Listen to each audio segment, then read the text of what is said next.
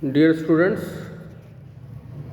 कल के एग्ज़ाम का हिंदी का जो आपका था सेट ए क्वेश्चन मेरे पास है, तो मैं उसके बारे में आपको सॉल्व करता हूँ। तो पहला क्वेश्चन है सेट ए का, जो ऊपर में गद्यांश दिया है उसके पढ़ के आपको बनाना है।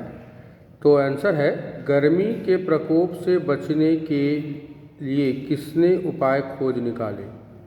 तो आंसर होगा मनुष्यों ने। अमीर के यहाँ क्या लगे हुए हैं? वातानुकूलन यंत्र। तीसरा है, समर्थ जन गर्मी से बचने के लिए कहाँ चले जाते हैं? पहाड़ों पर। चौथा है, गर्मी से में प्यास बुझाने के लिए क्या पीते हैं? शीतल पेय। पांचवा क्वेश्चन असर्शन एंड रीजनिंग का है, ऊपर जो आपका है उसी के आधार पे है। तो इसका आंसर है घ। कथन ए तथा कारण आर दोनों सही है, तथा कारण आर कथन ए की सही व्याख्या करता है। और ये कथन है कि अमीरों के यहाँ वातानुकूलन यंत्र लगे हैं, और कारण रीज़न दिया गया है कि समर्थ जब गर्मी से बचने के लिए पहाड़ों पर चले जाते हैं। दूसरा क्वेश्चन है, निम्नलिखित अपठित पद्यांश को पढ़कर नीचे दिए गए प्रश्नों का उत्तर हिंदी में दें। ये पंछी के हम उन्मुक्त गगन से लिया गया है। तो इससे पहला है प्रश्न, उपर्युक्त पद्यांश किसके विषय में चर्चा की गई है? तो ये पक्षियों के विषय में चर्चा की गई है। दूसरा प्रश्न है कि उपर्युक्त गद्यांश किस शीर्षक, उपर्युक्त पद्यांश के लिए उपर्युक्त शीर्षक चुने? हम पंछी उन्मुक्त गगन के। तीसरा है तरु। तरु किसको बोलते हैं? वृक्ष को। तरु का पर्यायवाची वृक्ष होता है। चौथा है वही असर्शन एंड रीजनिंग, इसका आंसर है ख। ए और ए कारण कथन ए तथा कारण आर दोनों सही है। कारण आर कथन ए की सही व्याख्या करता है। किसके बंधन में पंछी अपनी उड़ान भूल गए? तो सोने के जंजीर के बंधन में पंछी अपना उड़ान भूल गए। व्याकरण से क्वेश्चन नंबर 3, भारतवासी कौन सी भाषा सबसे अधिक बोलते हैं? हिंदी बोलते हैं। हिंदी के स्वरों की संख्या क्या है? 11 है। कवि का स्त्रीलिंग ख है। कवियत्री, कवियत्री। पांचवा, यथा पर जोड़ ईस्ट, यथेष्ट यानी कि ग, यथेष्ट। निम्न वाक्यांशों के लिए एक शब्द का प्रयोग चयन कीजिए। जो सब कुछ जानता है, घ, सर्वज्ञ। निम्नलिखित प्रत्यय से बने सही शब्दों का चयन करें। सुंदरता, इसमें ता प्रत्यय लगा है, ठीक है। राजा रानी का विग्रह होगा राजा और रानी, सॉरी ये है राज रानी, राज रानी, राजा जैसी रानी, सॉरी इसका आंसर है ग, राजा जैसी रानी, दैट इज राज रानी। उसके बाद 9वां है विद्यार्थी। विद्यार्थी प्रश्न में दिए गए विकल्पों का सही उत्तर चुने। तो इसका आंसर है ग, विद्या जोड़ अर्थी। 10वां है, इसका सारा विकल्प गलत है, तो जो आपने लिखा होगा उसका आंसर सही है। अश्वपति, इस प्रश्न के विकल्प गलत हैं, तो जो आपने लिखा हुआ आंसर सही, मार्क्स मिल जाएगा। द्वंद्व समास में क्या होता है? योजक चिन्ह होता है, ठीक है, जैसे हाइफन बीच में इसको बोलते हैं। संधि के कितने भेद हैं? संधि के 3 भेद हैं। संज्ञा किसे कहते हैं? सभी हैं, व्यक्ति के नाम को, वस्तु के नाम को, स्थान के नाम को संज्ञा कहते हैं। री, 15वां क्वेश्चन है, री में कौन सा स्वर है? तो हर्ष स्वर है। समास के कितने भेद हैं? तो समास के 6 भेद हैं। निम्नलिखित गद्यांशों को पढ़ करके आप गद्यांश पढ़ें। इसमें जो पहला प्रश्न है, गद्यांश के पाठ और लेखक का नाम इनमें से कौन सा है? तो हिमालय की बेटियां, जिसको नागार्जुन ने लिखा है। लेखक के मन में किसके प्रति श्रद्धा और आदर का भाव है? तो नदियों के प्रति। नदी का पर्यायवाची सरिता।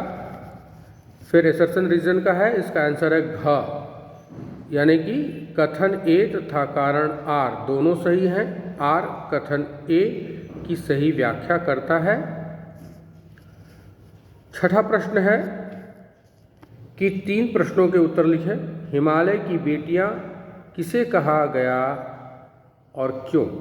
तो जैसा कि आपने देखा, तो हिमालय की बेटियां नदियों को कहा गया है क्योंकि ये नदियां हिमालय से ही निकलती हैं, तो इसीलिए हिमालय को नदियों की बेटियां कहा गया। काका कालेलकर नदियों को लोक माता क्यों कहा है?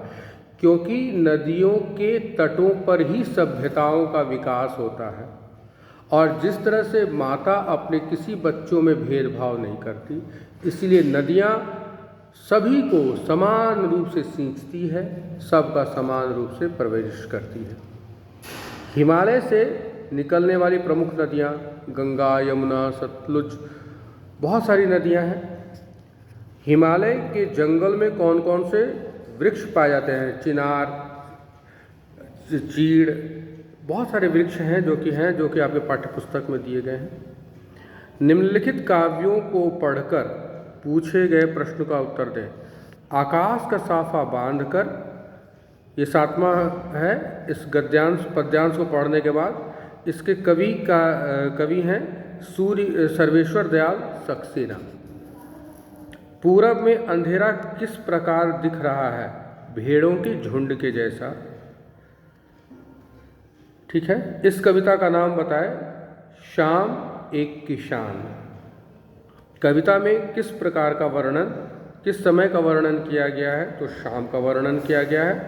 आकाश शब्द का विलोम होता है पाताल। ठीक है, ओके।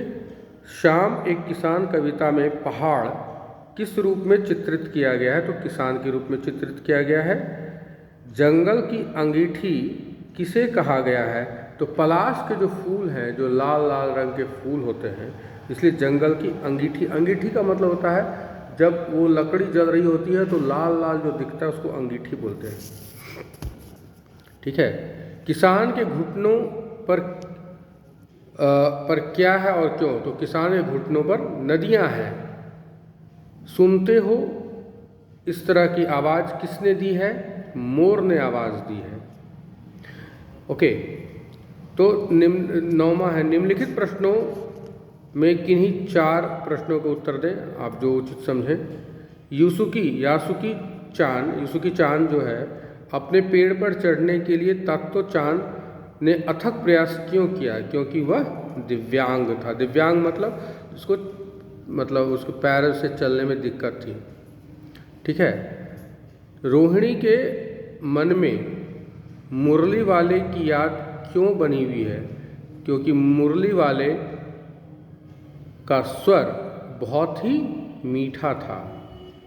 नाटक में बच्ची को बचाने वाले पात्रों में एक सजीव पात्र इंसान होगा कोई, उनमें से कौन सा? क्योंकि उसमें लेटर बॉक्स वो भी सजीव नहीं, पेड़ पौधे जो सजीव नहीं, तो एक इंसान ही है।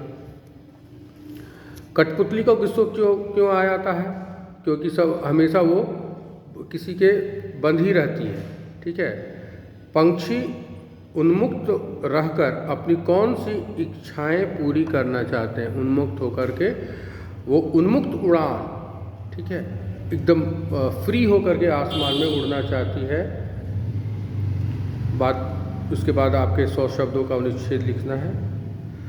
13वां प्रश्न है, हम इन पंक्तियों का सप्रसंग व्याख्या करें। हम पंछी उन्मुक्त गगन के पिंजर बंद न रह पाएंगे, कनक तीलियों से टकराकर पुलकित पंख टूट जाएंगे। इसकी व्याख्या ये है कि यह प्रस्तुत पद्यांश हम पंछी उन्मुक्त गगन से लिया गया है,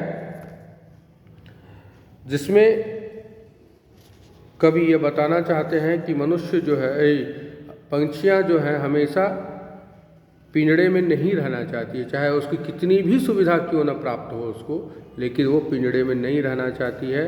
वो हमेशा आसमान की ऊंचाइयों को छूना चाहती है, नदी के बहते जल को पीना चाहती है, वो आज़ादी चाहती है। हर किसी को अगर पंख दिए हैं तो पंख उड़ने की आज़ादी भी चाहिए। तो उड़ान उसके लिए महत्वपूर्ण है, ना कि सोने के पिंजड़े में जो भी सुविधाएं आप उसको लग्जरियस दे रहे हैं उसके लिए सब कोई महत्व नहीं है। धन्यवाद।